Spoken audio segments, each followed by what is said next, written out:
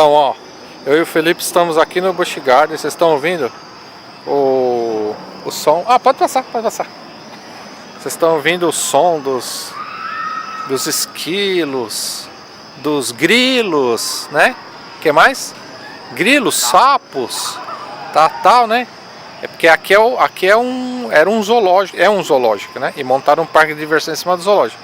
Então tem esse barulho, parece que você tá na selva, tal. Mas eu disse, parece que você tá na selva, porque é o seguinte: todo esse som que vocês estão ouvindo aí, grilos, lá, vem tudo dessas caixas de som JBL aqui, ó.